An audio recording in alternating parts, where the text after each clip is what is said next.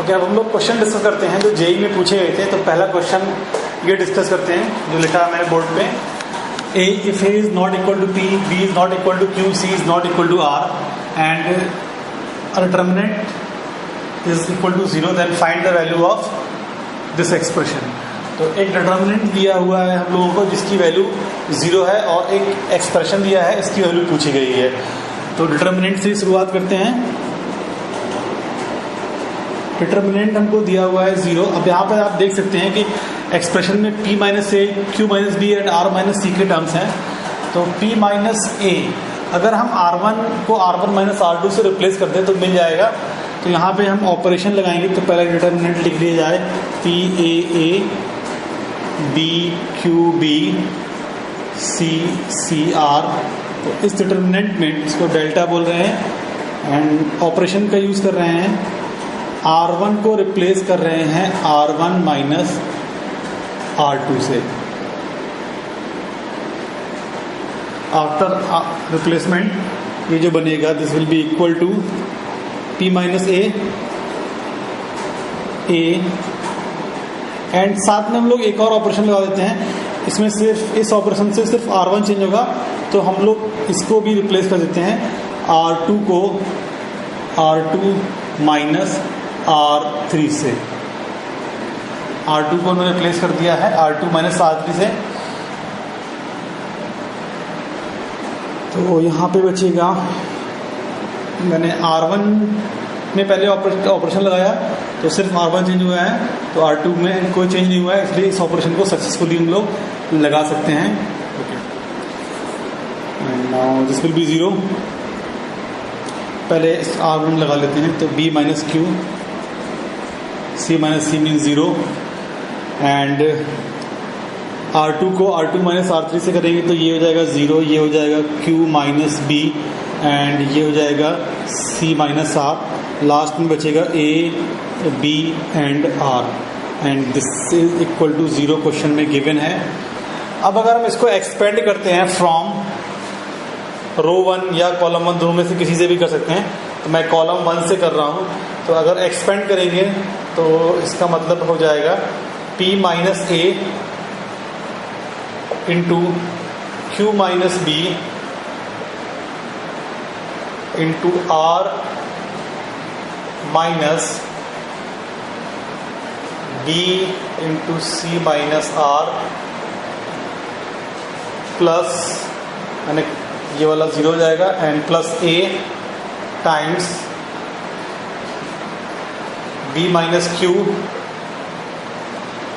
Into C minus R minus 0 and this expression will be equal to 0। अब इसको अंदर multiply कर देते हैं हम लोग। तो ये हो जाएगा P minus A into Q minus B into R minus P minus A into C minus R into B plus A times B minus Q C minus R equal to 0। ये हमारा एक्सप्रेशन आया है। अब इस पूरे expression को हम divide करेंगे P minus A into Q minus B into R minus C ताकि वो डिनोमिनेटर्स में हमको मिल जाए। तो इसको इरेज कर देते हैं क्वेश्चन को।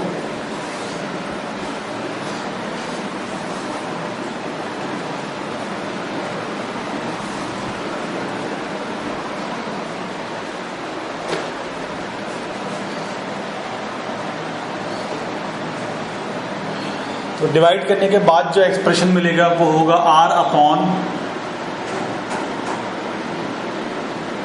हमने डिवाइड किया P minus A, Q minus B and R minus C से।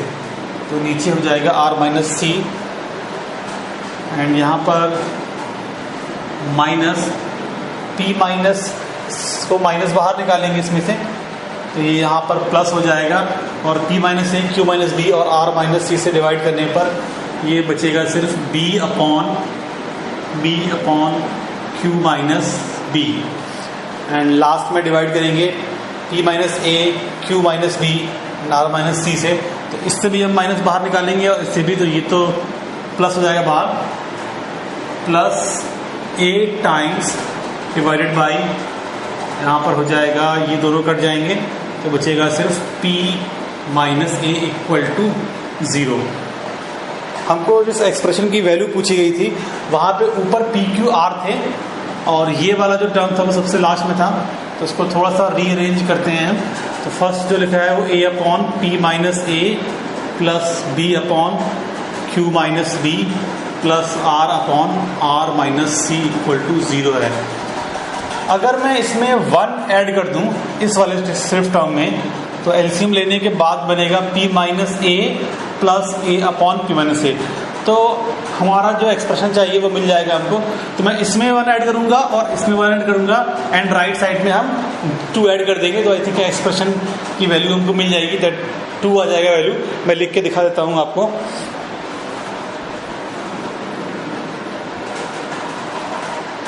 मैं इस राइट साइड में 2 ऐड कर रहा हूँ और लेफ्ट साइड में 1 और 1, तो ये हो जाएगा 1 plus a upon p minus a plus 1 plus b upon Q minus b plus r upon r minus c will be equal to 2 हो जाएगा ये।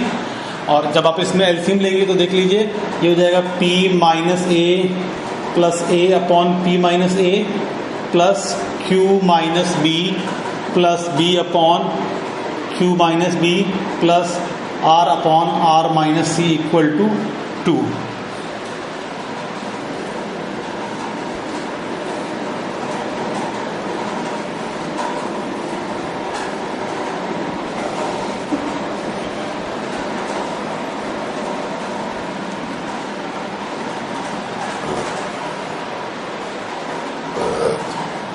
तो ये एलसीएम लेने के बाद बन जाएगा p upon p minus a plus q upon q minus b plus r upon r minus c equal to 2। तो इस एक्सप्रेशन की वैल्यू हमसे पूछी गई थी, तो उस एक्सप्रेशन की वैल्यू इज 2। ठीक है, अब नेक्स्ट क्वेश्चन देखते हैं।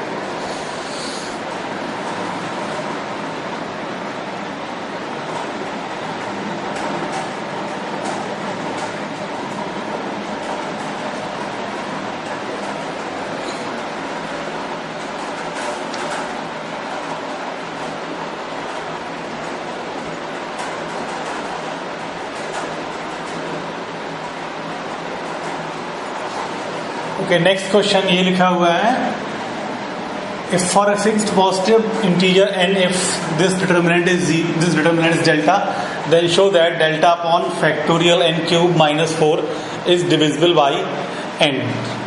तो डेल्टा से शुरुआत करते हैं।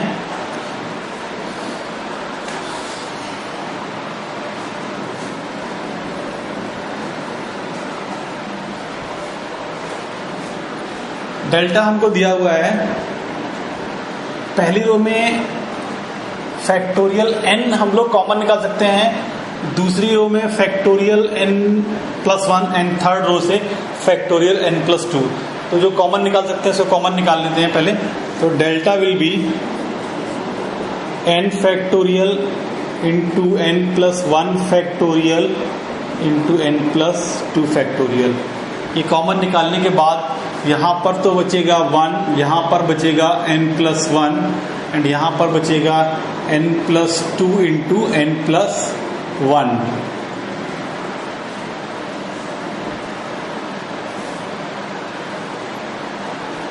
यहाँ पे बचेगा 1, यहाँ पर बचेगा n प्लस 2, यहाँ पर बचेगा n plus 3 into n plus 2।